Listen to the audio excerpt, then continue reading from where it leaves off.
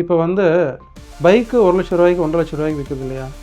ஒரு வீட்டில் 11th படிக்கிற பையனுக்கு, காலேஜ் ஃபஸ்ட் இயர் படிக்கிற பையனுக்கு ₹1,00,000 பைக் வாங்கி கொடுக்குறாங்க. அதுதான் இன்றைக்கி உள்ள மிடில் கிளாஸுடைய ஸ்பெண்டிங் பொட்டன்ஷியல். ஒரு கேன்சர், கியூரபிள் கேன்சரை ட்ரீட்மெண்ட் பண்ணுறதுக்கு எவ்வளோ செலவாகும்னு நினைக்கிறீங்க? இல்லாட்டி சரி, இப்போ நான் லாரிங்ஸ் கேன்சர் பற்றி பேசணும், செர்வைக்கல் கேன்சர் பற்றி பேசணும். அதை ஃபுல்லாக க்யூர் பண்ணி முடிக்க ஒரு 3 மாதம் ட்ரீட்மெண்ட்டுக்கு எவ்வளோ செலவாகலாம்னு நீங்கள் நினைக்கிறீங்க? அண்ட் இது மிடில் கிளாஸ் மட்டும்தானா? அப்போ மிடில் கிளாஸ் கீழே உள்ளவங்களுக்கு என்ன ஆன்சர் அப்படின்னா, அதுக்கு தான் நம்ம கவர்மெண்ட் இருக்கு இல்லையா? அவங்க எல்லாருக்கும் என்ன பண்ணுறாங்க, முதலமைச்சர் காப்பீடு திட்டம்னு சொல்லி சிஎம் காம்ப்ரிஹென்சிவ் ஹெல்த் இன்சூரன்ஸ் ஸ்கீம்னு இருக்குது. எல்லாருக்குமே கார்டு இருக்கும். அப்படி இல்லாமல் இண்டிவிஜுவல்ஸ் இருக்காங்க இல்லையா, சக்ஸஸ்ஃபுல் பிஸ்னஸ்மேனாக இருப்பாங்க, ஆனால் ஹெல்த் இன்சூரன்ஸ் எடுக்கணுன்ட்டு அவேர்னஸ் இருக்காது.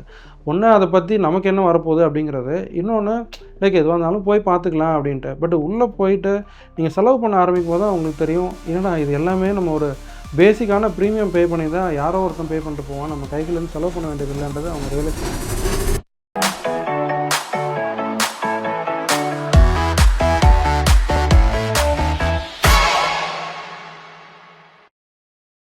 டாக்டர், கேன்சர் அப்படின்னாலே ஒரு ஒரு இனம் புரியாத ஒரு பயம் ஒன்று இருக்குது doctor. Right.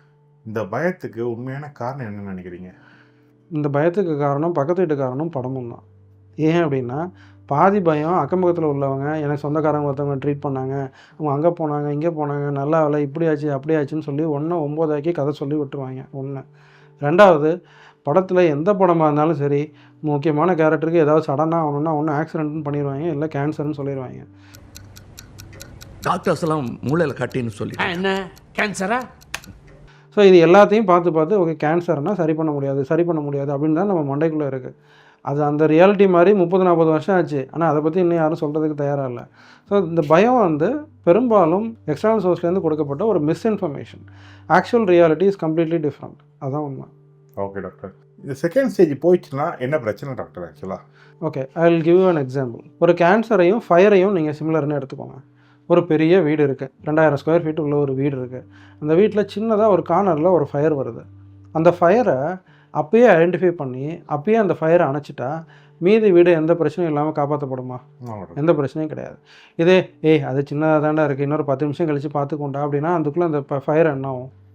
It will start spreading. அது எவ்வளோ வேகமாக ஸ்ப்ரெட் ஆகும் ஃபயர். அப்போ என்ன ஆகும்னா, ஒரு லிமிட்டை தாண்டி அதை நீங்கள் டேக்கிள் பண்ண ஆரம்பிக்கும் போது உங்களால் டேக்கிள் பண்ணுறதும் கஷ்டம். அது ஆல்ரெடி அதுக்குள்ளே நிறையா டேமேஜ் பண்ணியிருக்கோம். அது பண்ணி முடிச்சதுக்கப்புறம் அந்த வீடும் எப்படி இருக்கும்? You have to reconstruct it. அப்படி தான் அந்த வீடை யூஸ் பண்ண முடியும். கேன்சரும் அதே கதை தான். உடம்புல ஒரு சின்ன மூலையில் ஆரம்பத்தில் ஆரம்பிக்கும் போதே அதை உடனடியாக பார்த்து அதை ட்ரீட்மெண்ட் பண்ணி முடிச்சிங்கன்னா you can go back as a fresh individual to normal life. அதை விட்டுட்டு அந்த கேன்சரை இன்னும் கொஞ்சம் வளரட்டும், இன்னும் கொஞ்சம் மெதுவாக போவோம், இப்போ எதுக்கு பண்ணிக்கிட்டுன்னு பயந்தீங்கன்னா அது எல்லா பிரச்சனையும் கொடுக்கும். அதுக்கப்புறம் அதை டேக்கிள் பண்ணுறது உங்களுக்கு கஷ்டம். அதை டேக்கிள் பண்ணுறதுக்கும் உங்கள் உடம்பு விலை கொடுக்க வேண்டி வரும். இவ்வளோ விஷயங்கள் இதில் சேலஞ்ச் இருக்குது. ஃபஸ்ட்டு ஸ்டேஜில் இதை அவாய்ட் பண்ணலாம், செகண்ட் ஸ்டேஜில் ஓரளவுக்கு தவிர்க்கலாம், 4th ஸ்டேஜில் இது பண்ணவே முடியாது. ஓகே டாக்டர், என்கிட்ட எனக்கு கேன்சர் வந்துடுச்சு, என்கிட்ட இன்சூரன்ஸ் இருக்குன்னா ஓகே, எல்லா இன்சூரன்ஸும் கேன்சர் கவர் பண்ணுமா? இந்த இன்சூரன்ஸ்குள்ளே கேன்சர் வருமா? ஓகே, இதை கொஞ்சம் சொல்லுறோம். ரைட். ஒரு சின்ன ஜோக்கோடு சொல்லிடுறேன். அதை என்கிட்ட ஒரு பேஷண்ட் வந்து, என்ன சார் இப்போ டயக்னோஸ் பண்ணியாச்சு, ட்ரீட்மெண்ட்லாம் பண்ணோம் சார், என்ன இன்சூரன்ஸ் சார் வச்சுருங்க அப்படின்னா ஒரு எல்ஐசி பாலிசி எடுத்து காட்டார். சார் இது investment policy sir, health insurance policy சார்ன்றது அதுக்கப்புறம் அவருக்கு புரிய வைக்க வேண்டியிருக்கு. ஸோ நிறைய பேருக்கு இன்சூரன்ஸ்னால் என்ன நினச்சிக்கிறாங்க, இன்வெஸ்ட்மெண்ட்டுக்கு போடுறது தான் அவங்க ஹெல்த் இன்சூரன்ஸ்னு நினச்சிக்கிறாங்க. ஹெல்த் இப்போ பைக்குக்கு எப்படி தனியாக இன்சூரன்ஸ் எடுக்கிறீங்களா, அதேமாதிரி லைஃபுக்கு தனியாக எடுக்கிறீங்களா, அதேமாதிரி ஹெல்த்துக்குன்னு தனியாக இன்சூரன்ஸ் எடுக்கணும். நிறைய பேர் வந்து ஒரு ஆர்கனைசேஷன் ஒர்க் பண்ணுறவங்களுக்கு அவங்க ஆர்கனைசேஷனே அந்த கவர் கொடுத்துரும். அப்படி இல்லாமல் இண்டிவிஜுவல்ஸ் இருக்காங்க இல்லையா, சக்ஸஸ்ஃபுல் பிஸ்னஸ்மேனாக இருப்பாங்க, ஆனால் ஹெல்த் இன்சூரன்ஸ் எடுக்கணுன்ட்டு அவேர்னஸ் இருக்காது. ஒன்று அதை பற்றி நமக்கு என்ன வரப்போகுது அப்படிங்கிறது, இன்னொன்று லைக் எதுவாக இருந்தாலும் போய் பார்த்துக்கலாம் அப்படின்ட்டு. பட் உள்ளே போயிட்டு நீங்கள் செலவு பண்ண ஆரம்பிக்கும் போது தான் உங்களுக்கு தெரியும், என்னடா இது எல்லாமே நம்ம ஒரு பேசிக்கான ப்ரீமியம் பே பண்ணி தான் யாரோ ஒருத்தன் பே பண்ணிட்டு போவான், நம்ம கைக்குலேருந்து செலவு பண்ண வேண்டியது இல்லைன்றது அவங்க ரியலைஸ் பண்ண மாட்டாங்க. So health insurance is a separate thing that you have to pay premium and get. அந்த ப்ரீமியமை சில சமயம் நீங்கள் பே பண்ணுவீங்க, இல்லைன்னா உங்கள் எம்ப்ளாயர் பே பண்ணுவாங்க. ஸோ உங்கள்கிட்ட ஹெல்த் இன்சூரன்ஸ் இருக்கான்றதை ஃபஸ்ட்டு வெரிஃபை பண்ணிக்கோங்க. ஒன்று, ஹெல்த் இன்சூரன்ஸில் பெரும்பாலான கேன்சர்ஸ்க்கு தேவைப்படுற, அதாவது ஸ்டேஜ் 1லேருந்து ஸ்டேஜ் 3 வரைக்கும் தேவைப்படுற பெரும்பாலான ட்ரீட்மெண்ட்ஸை பியூட்டிஃபுல்லாக கவர் இருக்கும் எல்லா இன்சூரன்ஸ்லையும்.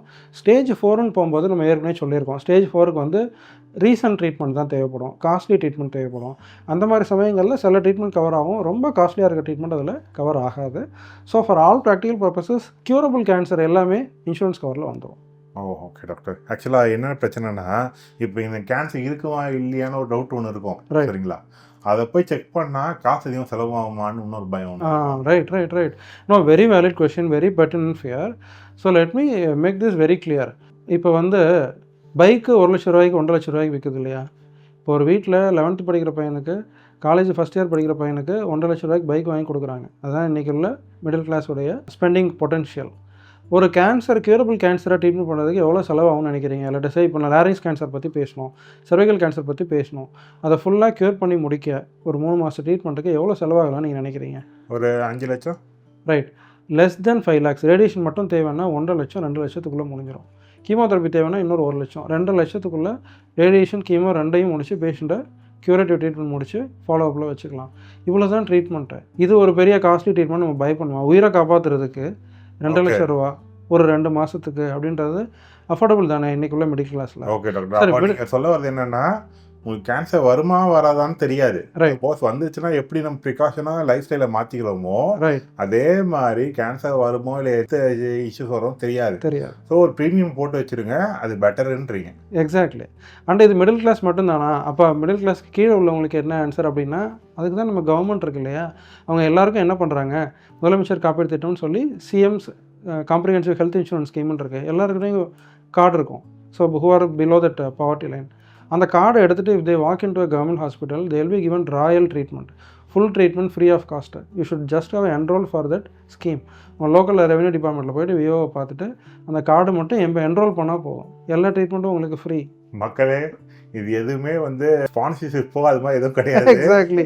உள்ள ஃபேக்ட்ஸை ஷேர் பண்ணுறோம். ஆமாம். ஏன்னா இதை பற்றி யாருமே பேச மாட்டுறாங்க.